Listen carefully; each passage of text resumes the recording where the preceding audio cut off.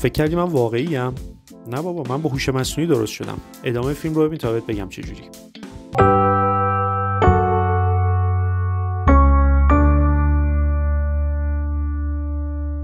استفاده از آواتارها مخصوصا موقعی که شما میخواید تولید ویدیو بکنید برای یوتیوب، برای اینستاگرام یا برای هر پلتفرم شبکه اجتماعی دیگه‌ای و میخواید خودتون رو نشون ندید توی فیلم ها، خیلی میتونه کارساز باشه. الان به کمک هوش مصنوعی آواتارهای شما میتونید بسازید که کاملا به صورت طبیعی عین شما صحبت بکنن.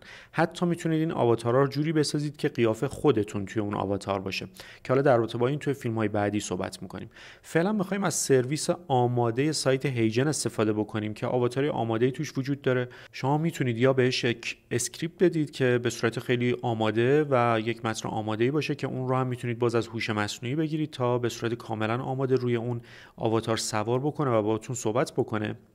و یا اینکه میتونید یک تصویر از خودتون بدید به همراه یک وایس که کاملا به کمک همون تصویر و وایسی که بهش میدید که وایس خودتون میتونه باشه، مثل اون فیلمی که تو ابتدای همین کلیپ دیدید، کاملا بتونه با مخاطب شما صحبت بکنه. خب میخوایم ببینیم که چجوری میشه این کار انجام داد. خیلی کار راحته. شما وارد سایت هیجن میشید. توی سایت هیجن روی این دکمه کرییت کلیک میکنید. توی کرییت گزینه‌های مختلفی وجود داره. یکیش توی این قسمت کرییت ویدیو گزینه کویک آواتار ویدیو هستش. روی این دکمه وقتی شما کلیک بکنید میبینید که اینجا آواتارهای مختلفی وجود دارن به صورت کاملا آماده که هر کدوم شما وارد بشید، مثلا این شخص رو وقتی من وارد بشم میبینید که توی حالتهای مختلفی شما میتونید آواتار این شخص رو بسازید. البته ساخت یک آواتار شخصی هم اینجا وجود داره که حالا گفتم توی فیلم‌های بعدی در رابطه با آواتار شخصی هم صحبت میکنیم که کاملا چهره خودتون باشه. خب حالا فعلا یکی از این موقعیت‌ها رو من انتخاب میکنم. به عنوان مثلا میام این حالت رو انتخاب میکنم یا این حالت رو انتخاب میکنم. خب وقتی انتخاب میکنید اینجا میگه که میخوای به صورت پورتریت باشه یا به صورت لندسکیپ. یکی از این حالت ها رو انتخاب میکنم و بعدش اینجا میتونید کیفیت ویدیو رو انتخاب بکنید و بعد بیاید رو قسمت اد اسکریپت. من اینجا ویدیو رو حالت پورتریت میذارم. البته اجازه بدید من یکی دیگه رو انتخاب بکنم که مثلا این باشه، ببینم لندسکیپ این چطوره. حالا فکر کنم بد نباشه. خب بعد میام روی قسمت اد اسکریپت و اینجا شما میتونید اسکریپت مورد نظرتون رو بنویسید، در واقع یک متن براش بنویسید و یا اینکه روی این دکمه بزنید و اون صدا رو بهش معرفی بکنید. بنابراین من اینجا صدایی رو که از قبل ضبط کردم بهش معرفی میکنم.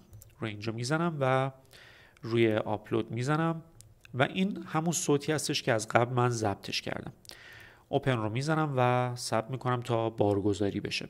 خب بعد از اینکه بارگذاری شد کافیه که روی اد ویدیو بزنید و اینجا دیگه توضیح خاصی نداره به جز اینکه شما میتونید اینجا حتی لحنش براش تعریف بکنید که به چه صورتی صحبت بکنه. ولی خب من لازم نمیبینم توضیح براش بدم چون میخوام عین همون چیزی که براش آپلود کردم عیناً روی این آواتار بذاره و صحبت بکنه. حتی کیفیت و کوالیتی رو میتونید تعریف بکنید براش. در صورت من روی جنریت میذارم تا ویدیو رو برام بسازه. بعد از 2-3 دقیقه میبینید که این فیلم ما اینجا آماده شده و شما خیلی راحت میتونید اینجا دانلودش بکنید و بازش بکنیم ببینیم چجوریه. هرچند حس میکنم یک قسمتی از سر این کاراکتر دیده نمیشه توی فیلم که باید تنظیم میشد. بازش بکنیم فیلم رو. فکر کردی من واقعی ام؟ نه بابا، من با هوش مصنوعی درست شدم. ادامه فیلم رو ببین تا بهت بگم چجوری.